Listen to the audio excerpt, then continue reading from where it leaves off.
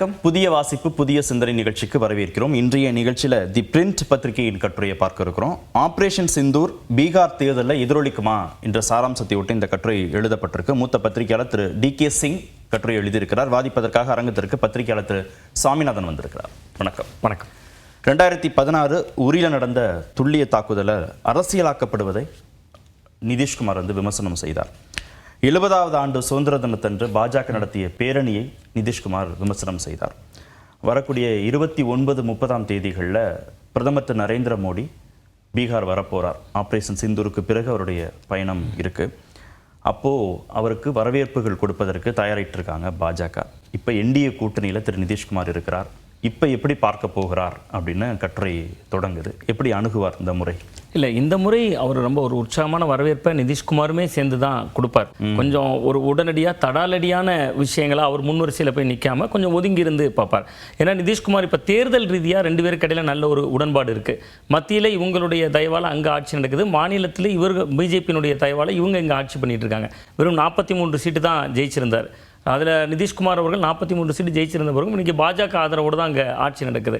So அவர் 2016 காலகட்டங்களில் எதிர்த்திருந்தார் sir. அன்றைய காலகட்டம் பார்த்தீங்கன்னா அவர் 2015 பிஜேபியை வீழ்த்தி தான் அங்கே பாலிடிக்ஸ் பண்ணி ஜெயிச்சிருந்தார். ஸோ அந்த காலகட்டத்துக்கு அவர் அந்த அரசியலை முன்னெடுத்திருந்தார். இப்போ இன்னும் பார்த்தீங்கன்னா பீகார் மாநிலத்துக்கு தான் அள்ளி கொடுக்குறாங்க மத்திய பட்ஜெட்டில். அப்போ ஏறக்குறைய அந்த மாநில மக்களே பிஜேபியை வரவேற்க ஒரு பக்கம் தயாராகிட்டாங்க. அதுக்கு ஒரு சின்ன உதாரணம் என்னென்னா, அண்மையில் கூட நம்ம பார்த்தோம் ஒரு செய்தி. பீகாரில் பிறந்த புது குழந்தைக்கு ஆப்ரேஷன் சிந்தூரை நினைவூட்டுற விதமாக சிந்தூரின்னு அந்த தம்பதியினர் பெயர் வைக்கிறாங்க. ஸோ இந்த மாதிரிலாம் நிலைமை போயிட்டு இருக்கிறப்ப நிதிஷ்குமார் மெல்ல அந்த வலதுசாரி அரசியலுக்குள்ள அவரும் தன்னுடைய இருப்பை அதன் வழியாக தான் அவர் நிலைநிறுத்த வேண்டிய சூழல் நெருக்கடிக்குள்ளே இப்போ இருக்கார். 60% பேர் நிதிஷ்குமார் ஆட்சி மீது திருப்தியாக இருக்கிறாங்க. 50% பேர் NDA கூட்டணி மீண்டும் ஆட்சி பொறுப்புக்கு வரணும் அப்படின்னு நினைக்கிறாங்க. அப்படிலாம் சில கருத்து கணிப்புகள் சொல்வதாக கட்டுரையாளர் குறிப்பிடுகிறார். நிதிஷ்குமாருக்கான செல்வாக்குங்கிறது இன்னும் குறையலை அப்படின்னு புரிஞ்சுக்கலாமா? ஆமாம், கிட்டத்தட்ட நிதிஷ்குமார் அவர்களுக்கு 2005 அங்கே தொடர்ச்சியாக முதல்வராக இருந்துட்டு இருக்காரு. அவருடைய செல்வாக்கு குறையலை அப்படிங்கிறத தாண்டி அவர் அவர் மீது வைக்கப்படக்கூடிய மிக முக்கியமான விமர்சனமே ஒரு கூட்டணி இதில் ஸ்திரத்தன்மையாக இருக்க மாட்டார் அப்படிங்கிறது தான். அதை சாமானிய மக்கள் தங்களோட லைஃப் ஸ்டைலில் பொருத்திக்கணும் அப்படிங்கிற அவசியம் இல்லை. ஆனால் எப்போதும் முதல்வராக இருப்பார். ஆமாம். அதனால அது சாமானிய மக்களுக்கு அது எந்த விதமான பாதிப்பையும் ஏற்படுத்தாது. அவர் எந்த பக்கம் இருந்தாலும் அவர் முதல்வராக இருக்கிறாரு. அவர் கிட்டத்தட்ட 15 ஆண்டுகளுக்கு மேல ஆட்சி செய்தாலும் ஒரு விமர்சனத்துக்கு அப்பாற்பட்ட மனிதராக இருக்கிறதுனால இப்போ கூட நிறைய ஸ்கீம்ஸ் அவர் சென்ட்ரல் கவர்மெண்டோட ஒரு இணக்கமாக இருக்கிறதுனால நம்ம காங்கிரஸ் கூட ஒரு விமர்சனம் முன் வச்சிருந்தாங்க. இது மத்திய பட்ஜெட்டா இல்லை பீகார் மாநிலத்துக்கான பட்ஜெட்டான்னு கேட்குற அளவுக்கு இந்த இணக்கமான போக்கினால தான் அது சாத்தியமாகுது. ஆந்திராவுக்கும் பீகாருக்குமா அதிக நிதி ஒதுக்கப்பட்டது. ஆமாம் சார். மற்ற மாநிலங்களுக்கு கிள்ளி கூட கொடுக்காத மத்திய அரசு உங்களுக்கு அள்ளி கொடுத்தாங்கிற ஒரு விமர்சனம் கூட முன்வைக்கப்பட்டுச்சு. ஸோ அது எல்லாமே பீகாரில் இவருக்குமான ஒரு அரசியல் வெளிச்சத்தை தான் அது கொடுக்கும். ஏன்னா இவங்க அலைன்ஸில் தான் அது நடக்குது, சாத்தியப்படுது. இவர் முதல்வராக இருக்காரு. ஸோ அவர் பிஜேபியோட இப்போ இருக்கக்கூடிய சூழலில் ஒரு இணக்கமான போக்கை தான் வெளிக்காட்டுறதுக்கான ஒரு சூழல். 20% பட்டியலின மக்கள் 50% ஆதரவை கொடுக்குறாங்க NDA கூட்டணிக்கு.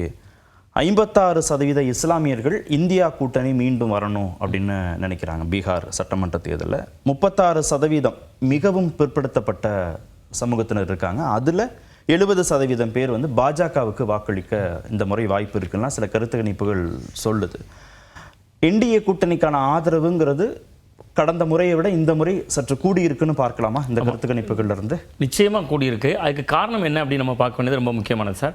அண்மையில் கடந்த 2023 அக்டோபர் 2 காந்தி ஜெயந்தி அன்றைக்கு ஜாதிவாரி கணக்கெடுப்பை முதல்ல பீகார் மாநிலம் வெளியிட்டாங்க. அப்போ இவ்வளவுக்கும் பிஜேபி கூட்டணியில் அவர் இல்லை. அந்த நேரம் காங்கிரஸோட அதே மாதிரி ராஷ்டிரிய ஜனதா தளத்தோட கூட்டணி வைத்திருந்தார். அந்த காலகட்டத்தில் தான் அதை வெளியிட்டாங்க. ஒரு வகையில் தேஜஸ்வி யாதவ் அப்போ துணை முதல்வராக இருந்தாங்க. ஸோ அவங்களுக்கு அதில் ஒரு மிகப்பெரிய ஒரு மைல்கல், அதாவது ஒரு பெரிய ஒரு சாதனை அப்படிங்கக்கூடிய இடத்துக்குள்ள அது பார்க்கப்பட்டுச்சு. அதையும் பிஜேபி இப்போ உடைச்சிருந்தாங்க. அண்மையில் நாடு முழுவதும் ஜாதிவாரி கணக்கெடுப்பு அப்படிங்கக்கூடிய ஒரு அஸ்திரத்தை எரிஞ்சிருந்தாங்க. ஸோ பிஜேபி வழிந்து எல்லா விஷயத்தையும் அவங்க ஸ்கோர் பண்ணிட்டதுனால இப்போ ஒரு ஜாதிவாரி கணக்கெடுப்பை நாங்கள் தான் பண்ணணும் அப்படின்னு நிதிஷ்குமாரோ அதே மாதிரி தேஜஸ்வி யாதவோ சொல்ல முடியாது. அகில இந்திய அளவில் பாஜகக்கான பெயர் எடுத்துட்டாங்க.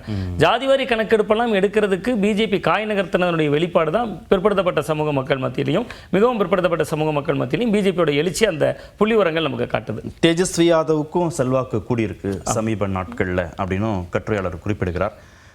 வேலையின்மை பிரச்சனை, மக்கள் வேலைக்காக இடம்பெயர்தல், இந்த பிரச்சனைகளை ரொம்ப முக்கியமாக மக்கள்கிட்ட தேஜஸ்வி யாதவ் கொண்டு போய் சேர்க்கிறார்னு.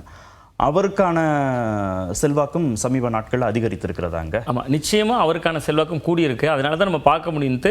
அவருடைய ஒரு தலைமைத்துவத்துக்கு பின்பு தான் 74 சட்டமன்ற உறுப்பினர்கள் அவங்க எடுத்திருந்தாங்க. நடந்து முடிந்த சட்டமன்ற தேர்தலே வெறும் 43 எடுத்த நிதிஷ்குமார் 2005 அவருடைய அரசியல் காய் நகர்த்தலில் தொடர்ந்து ஜெயிச்சிட்டு இருக்காரு. தேஜஸ்வி யாதவுக்கு இன்னொரு வகையான ப்ளஸ் பாயிண்ட் என்ன அப்படின்னு பார்த்தோன்னா, நிதிஷ்குமார் தொடர்ந்து நிதிஷ்குமாரை டேமேஜ் பண்ணுறது. பிரசாந்த் கிஷோரும் ஒரு பக்கம் புதிய வரவா, அவர் ஜன்சுராஜ் கட்சியிலேருந்து வந்திருக்கவர், ரொம்ப பயங்கரமாக நிதிஷ்குமாரை டேமேஜ் பண்ணிட்டு இருக்காரு. அதுவும் ஒரு மிகப்பெரிய தாக்கத்தை இந்த தேர்தலில் எதிரொலிக்கும். ரொம்ப குறிப்பாக நீங்கள் வேலையின்மை பற்றி ஒரு விஷயம் பேசுனீங்க சார்.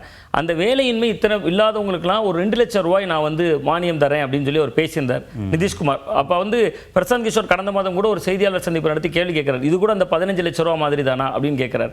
ஸோ இது ஒரே காயில் அவர் பிஜேபியும் அட்டாக் பண்ணுறாரு, நிதிஷ்குமாரையும் அட்டாக் பண்ணுறாரு. பட் அவர் தேஜஸ்வி யாதவையும் அட்டாக் பண்ண வேண்டிய நெருக்கடி இருக்குது பிரசாந்த் கிஷோருக்கு. பட் இதெல்லாம் ஒரு வகையில் நிதிஷ்குமாருக்கு ஒரு நெருக்கடியாக மாறுறதுக்கான ஒரு வாய்ப்பு இருக்கு. ஆனால் திரு பிரசாந்த் கிஷோருக்கு 2.7% மக்கள் தான் ஆதரவு கொடுக்குறாங்கன்னா, இந்த தேர்தல் அவருக்கான தேர்தலாக இருக்குமா? வரக்கூடிய சட்டமன்ற தேர்தல் நிச்சயமா இந்த தேர்தல் பிரசாந்த் கிஷோருக்கான தேர்தலாக இருக்காது. அதுக்கான முன்னோட்டம் தான் நம்ம பார்த்தோம் சார். 4 சட்டமன்ற தொகுதிகளுக்கு இடைத்தேர்தல் நடந்துச்சு. அதில் பிரசாந்த் கிஷோர் கட்சி 3 தொகுதிகளில் டெபாசிட்டே போகிறாங்க. பட் இதை நம்ம அப்படி பார்க்கறத விட ஒரு தொகுதியில் டெபாசிட் வாங்கிட்டாங்கன்னு பார்த்தோம்னா கிட்டத்தட்ட 8000 ஓட்டுக்கு மேலே எடுத்துட்டாங்க. ஸ்பாயிலரா இருப்பாங்க. அது யார் அதிகமாக பாதிக்குது அப்படிங்கிறத பொறுத்து தான் வெற்றி தோல்விகள் அமைகிறதுக்கான ஒரு வாய்ப்பு இருக்கு. அந்த இடத்துல தான் இப்போ பிஜேபிக்கும் ஒரு ப்ளஸ் பாயிண்டாக அமையுது. என்ன அப்படின்னு பார்த்தீங்கன்னா, நிதிஷ்குமாருடைய எண்ணிக்கையை போன தடவை சுருக்குனதில் ராம்விலாஸ் பாஸ்வான் அவர்களுடைய மகனுடைய கட்சி கணிசமான பங்கு வகிச்சாங்க. ஒரே ஒரு சீட்டு தான் அவர் ஜெயிச்சார். ஆனால் பார்த்தீங்கன்னா அங்கே கணிசமான ஒரு ஓட்டுப்பிளவை அவங்க ஏற்படுத்துறாங்க. இந்த முறையும் கூட அதே ஓட்டுப்பிளவை பிரசாந்த் கிஷோர் ஏற்படுத்துவார். அதன் மூலமாக பிஜேபிக்கு ஒரு மைல்கல் அமையலாம். ஏன்னா நிதிஷ்குமார் பலவீனப்படுத்தப்படுவார் அதில். ஏன்னா ஏற்கனவே போன தடவை சீட் ஷேரிங்கில் வந்து 110, 120, 15ங்கிற மாதிரி பிரிச்சிருந்தாங்க. இந்த முறை அவ்வளோ சீட்டுகளை வந்து நிச்சயமாக நிதிஷ்குமாருக்கு கொடுக்க மாட்டாங்க பிஜேபி. ஏன்னா 43 சீட்டு தான் ஜெயிச்சிருக்காரு. பிஜேபி 75 இடங்களில் வெற்றியை பதிவு பண்ணியிருக்காங்க. ஸோ எப்படி இங்கே தமிழ்நாட்டில் நம்ம அதிமுக இருந்து பிஜேபி கூடுதல் சீட்டு கேட்கும் நம்ம பேசுகிறோமோ, அதே போன்று நிதிஷ்குமாரை விட பல மடங்கு கூடுதலான தொகுதிகளை இந்த முறை பிஜேபி தான் களம் காணுவாங்க. அப்போ முதல்வர் ரேஸிலேயே பிஜேபி தங்களை முன்னிலைப்படுத்திக்கிறதுக்கான ஒரு வாய்ப்பு கூட இதுக்கு பின்னாடி ஒளிஞ்சிருக்கு. ஓகே, பிரசாந்த் கிஷோர் போட்டியிடுவதன் மூலமாக நிதிஷ்குமாருடைய வாக்கு வங்கி கொஞ்சம் பாதிப்புக்குள்ளாகும். சிராக் பாஸ்வானுடைய பாஜக ஆதரவு நிலையிலானையும் நெருக்கடி. இப்போ இந்த 2 நெருக்கடியையும் அவர் சமாளிக்கணும். தேஜஸ்வி யாதவ் கடந்து இந்த 2 புதிய நெருக்கடிகளையும் அவர் வந்து எதிர்கொள்ள வேண்டியதாக இருக்கும்.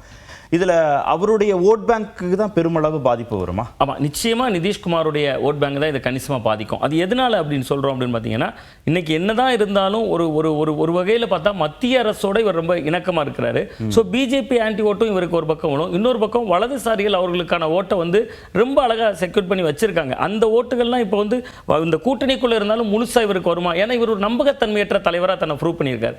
2015 தேர்தலை சந்திக்கிற பொழுது ஒரு அணியில் இருக்காரு, 17 ஒரு அணிக்கு போகிறாரு, 20 ஒரு அணிக்கு போறாரு. பிஜேபிக்கு ஆட்சி பங்கு கொடுக்க வேண்டிய நெருக்கடியான ஒரு காலகட்டத்தில் அங்கிருந்து அப்படியே ராஷ்டிரிய ஜனதா தளத்தோட கூட்டணி வைக்கிறாரு.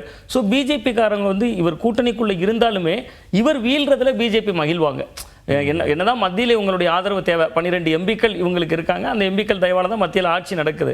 அதை தாண்டி பீகார் மாநிலத்தில் இவருடைய கை ஓங்குறத பாஜகவே முதல்ல விரும்பாது. நிதிஷ்குமாரோடைய வீழ்ச்சியில தான் பாஜகவுடைய வளர்ச்சி இருக்கு அப்படிங்கக்கூடிய பார்வை அதுக்குள்ள இருக்கு. அப்ப இந்த முறை அதிக எண்ணிக்கையில் பாஜக போட்டியிட போது நிதிஷ்குமாரும் வீழ்ச்சி அடையணும் அப்படின்னு பாஜக விரும்புதுன்னா, இப்போ மீண்டும் என்டிஏ கூட்டணி வெற்றி பெற்றால் முதல்வர்ங்கிற இடத்துக்கு நிதிஷ்குமார் இந்த முறை நகர மாட்டாரா? வாய்ப்பு இல்லையா? முதல்வர் என்கிற இடத்துக்கு நிதிஷ்குமாருக்கு நெருக்கடியை தர முடியும் பாஜகவால். ஆனால் நிதிஷ்குமார் வந்து நம்ம பார்க்குறோம், கடந்த கால அவருடைய வரலாறை பார்த்தா 2005 ஒரு மனிதர் கிட்டத்தட்ட 20 ஆண்டுகளில் நம்ம திமுகவெல்லாம் ஒரு முறை காங்கிரஸோட கூட்டணியில் இருந்தாங்க சார். 2006 to 2011 மைனாரிட்டி அரசுன்னு வார்த்தைக்கு வார்த்தை சொல்லுவாங்க. ஒரு மாதிரி அந்த ஆட்சியை ஒரு மாதிரி மைனாரிட்டி அரசாக இருந்தாலும் கூட கலைஞர் போன்றவர்கள் சாமர்த்தியமாக அந்த ஆட்சியை கொண்டு போனாங்க. நிதிஷ்குமாரை பார்க்குறப்ப அதை விட பிரம்மப்பா தருகுது. ஏன்னா 234 தொகுதிகள் தான் தமிழ்நாட்டில் இருக்குது.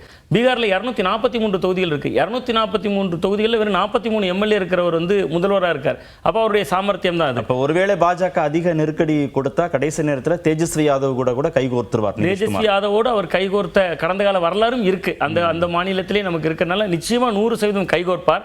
அதை விட இன்னொன்று மிக முக்கியமான ஒரு ஆபத்து பிஜேபிக்கு என்ன இருக்குன்னா, இழப்பதற்கு இதுக்கு மேலே அவருக்கு எதுவுமே இல்லை.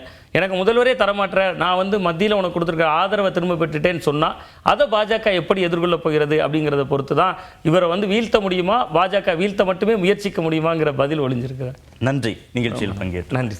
புதிய வாசிப்பு, புதிய சிந்தனை நிறைவேற்று.